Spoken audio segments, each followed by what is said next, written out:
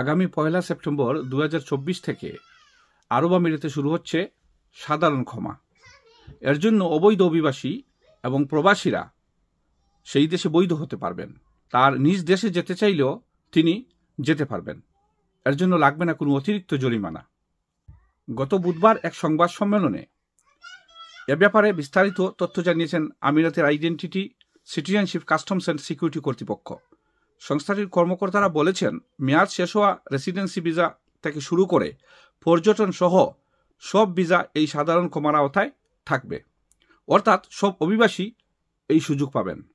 এছাড়া যেসব অভিবাসীদের সন্তান জন্ম হয়েছে কিন্তু কাগজপত্র করা হয়নি, তারাও বৈধ কাগজপত্র সংগ্রহ করতে পারবেন। আইসিপি বলেছে, যারা আমিরাতে অবৈধভাবে বসবাস করছেন তারা যদি বৈধ হতে চান অথবা নিজ দেশে ফিরত যেতে চান, তাদের জন্য এটি সবচেয়ে একটি বড় সুযোগ। যারা দেশে ফিরবেন তারা চাইলে বৈধ ভিসা নিয়ে যে কোনো সময় আবারও আরব আমিরাতে আসতে পারবেন। যারা অবৈধ থেকে বৈধ হবেন তাদের কাছ থেকে অবাস্টের জন্য কোনো ধরনের জরিমানাও নেওয়া হবে না। এছাড়া যারা নিজ দেশে ফিরবেন তাদের কাছ থেকেও কোনো এক্সিট ফি নেওয়া হবে না। 6 বছর আগে আমিরাতে সাধারণ ক্ষমা ঘোষণা করা হয়েছিল, যা প্রথমে 2018 সালের 1 আগস্ট থেকে শুরু হয়ে 31 অক্টোবর পর্যন্ত সেটি চলেছিল। এরপর এটির মেয়াদ আরও 2 মাস বাড়ানো হয়।